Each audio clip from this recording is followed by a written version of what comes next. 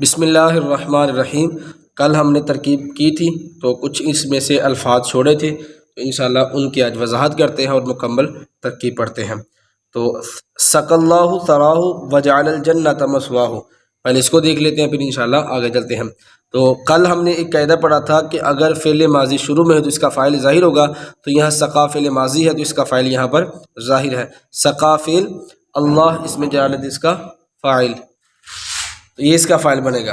اور یہ قاعدہ لکھا ہوا ہے فعل متعدی کے بعد جو فاعل ہو اور اس کے بعد جو اسم ہو، ٹھیک ہے، تو وہ اسم اکثر طور پر مفعول بھی بنتا ہے، تو یہاں پر سرا یہ اسم ہے تو اس کا مفعول بھی بنے گا۔ اب یہاں پر یہ ہوتا ہے کہ سراہ یہ منصوب کیوں نہیں، تو سراہ یہ اسم مقصور ہے اور اسم مقصور کی تینوں حالتوں میں اعراب مقدر ہوتا ہے، یعنی چھپا ہوا ہوتا ہے، تو یہ اسم مقصور ہونے کی وجہ سے اعراب چھپا ہوا ہے۔ تو سقا فعل، اللہ اس میں جلال فاعل، اور سراہ مضاف مضاف الیہ مل کر مرکب اضافی ہو کر یہ اس کا مفعول بھی، فعل فاعل مفعول بھی مل کر جملہ فعلیہ خبریہ ہو کر یہ معطوف علیہ۔ واو حرف عطف جعل، اب جعل کے تین معنی یہاں پر ذکر کیے گئے ہیں۔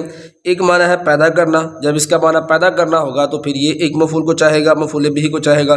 دوسرا معنی بنانا، جب اس کا معنی بنانا ہوگا تو پھر یہ دو مفعول بھی کو چاہے گا۔ اور تیسرا ہے شروع کرنا، اور جب یہ شروع کرنے کے معنی میں ہوگا تو پھر یہ افعال مقاربہ ہوگا۔ افعال مقاربہ کا ایک قسم ہوتا ہے اور ایک خبر ہوتی ہے۔ تو یہاں پر جعل یہ بنانے کے معنی میں ہے تو یہاں پر اس کے دو مفعول ہوں گے، ایک الجنہ اور دوسرا مثواہ، ٹھیک ہے۔ جعل فعل، اس میں ہوا ضمیر اس کا فاعل، الجنۃ یہ مفعول بھی اول، مثواہ مضاف مضاف الیہ مل کر مرکب اضافی ہو کر مفعول بھی ثانی، فعل اپنے فاعل مفعول بھی اول مفعول بھی ثانی سے مل کر جملہ فعلیہ خبریہ ہو کر یہ معطوف علیہ کا معطوف، معطوف علیہ اپنے معطوف سے مل کر جملہ معطوفہ ہوا، اور اس کو جملہ فعلیہ خبریہ لفظاً اور جملہ انشائیہ معنن۔ یہاں اس کو معنن اس لیے کہا ہے کیونکہ یہ دعا ہے، ٹھیک ہے، اور دعا انشاء میں سے ہے۔ یہ تو تھا اس کے بارے میں۔ اللفظیہ اور معنی، یہ جو ہم نے کل کی ترکیب میں لفظیہ اور معنی، اس کے تین اعراب ہیں۔ ایک ہے لفظیتن و معنویتن، ٹھیک ہے۔ یہ لفظیتن و معنویتن اس وقت پڑھیں گے جب یہ میعۃ عاملین کا بدل بنیں گے، ٹھیک ہے۔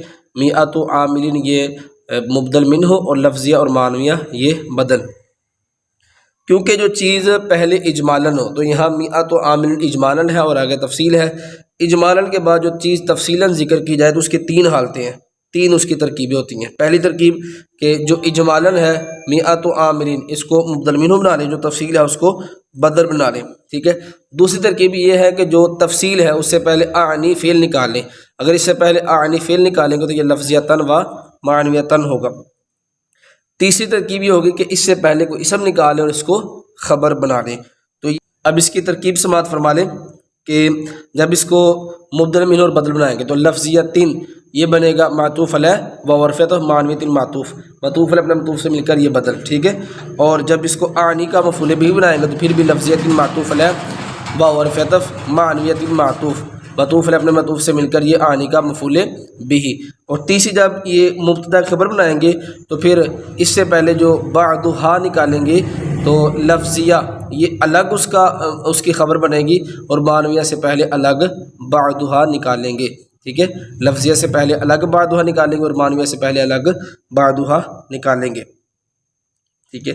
اب پانچواں قاعدہ سماعت فرما لیں کہ ہم نے جناب ایسا کیوں کیا۔ تو اس میں یہ ہے اجمال میں جتنی بھی چیزیں ذکر ہوں، جیسے میعۃ عاملین اجمال ہے، اس میں جتنی بھی چیزیں ذکر ہوں اتنی ہی چیزوں کے آگے تفصیل ہو، جیسے ثلاثۃ اقسام، ہم اس کی مثال لے لیتے ہیں ہدایت النحو سے، ثلاثۃ اقسام، تو یہاں پر تین قسموں کا ذکر آگے اسم فعل اور رفع کا ذکر ہے، تو یہاں پر جب جتنی بھی چیزوں کا ذکر ہو اس کا آگے بھی ذکر آ جائے، ٹھیک ہے۔ تین کا ذکر ہے ثلاثۃ اقسام میں تو آگے تین آ گئی ہیں، تو پھر احدہما احدھا ثانیھا اور ثالثھا نکالیں گے، ٹھیک ہے۔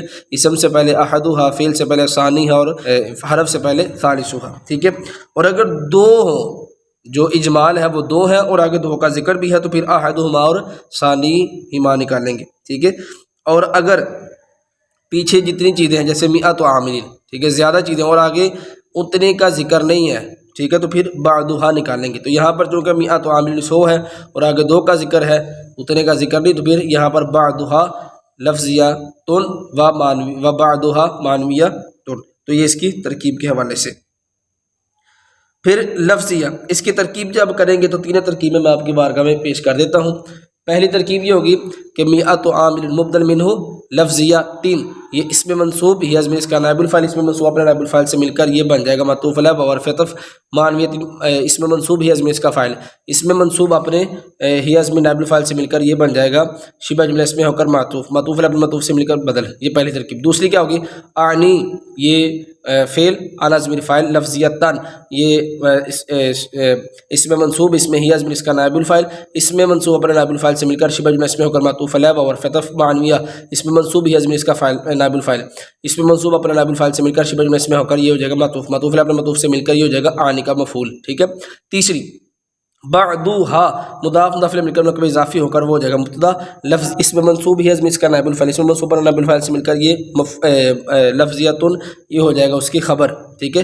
واو حرف عطف، بعدھا مضاف مضاف الیہ مل کر مرکب اضافی ہو کر مبتدا، معنویتن اسم منصوب ہوا ازمن اس کا معنویہ، اسم منصوب ہی ازمن اس کا نائب الفاعل، اسم منصوب پر نائب الفاعل سے مل کر شبہ جملہ اسم ہو کر یہ ہو جائے گا خبر، مبتدا اپنی خبر سے مل کر یہ ہو جائے گا معطوف، ٹھیک ہے۔ تو اس کی تین ترکیبیں تھیں جو میں نے آپ کے بارگاہ میں پیش کی ہیں۔ اب ترجمہ سماعت فرما لیں۔ تو جان بے شک عوامل اس حال میں کہ نحو میں اس بنا پر جس کو تالیف کیا لکھا شیخ امام زمانے میں علماء سے افضل یعنی عبد القاہر بن عبد الرحمن جرجانی، اللہ سیراب کرے ان کی مٹی کو اور بنائے ٹھکانہ ان کا جنت، 100 عوامل ہیں لفظیہ اور معنویہ، ٹھیک ہے۔ تو ان کی جب ترکیب کریں گے تو جملہ فعلیہ انشائیہ یہ بنے گی۔ یہاں پر جو ہم نے تین ترکیبیں کی ہیں ان کا ترجمہ سماعت فرما لیں۔ جب یہ مبدل منہ اور بدل بنائیں گے تو پھر ترجمہ ہوگا 100 عوامل یعنی لفظیہ اور معنویہ، اور جب اس کو مفعول بنائیں گے تو پھر اس کا ترجمہ ہوگا میری مراد لفظیہ اور معنویہ، اور جب اس کو مبتدا کی خبر بنائیں گے تو پھر ترجمہ ہوگا ان میں سے بعض لفظیہ اور ان میں سے بعض معنویہ۔ اور دوسری قابل غور بات، شاید پچھلی ویڈیو میں جب میں نے اعلم ان العوامل فی النحو کا جو متعلق نکالا تھا اس کو میں نے ثابتۃ غلطی سے پڑھ دیا تھا، ٹھیک ہے۔ وہ اصل میں ثابتۃ ہے کیونکہ وہ حال ہے اور حال منصوب ہوتا ہے، ٹھیک ہے۔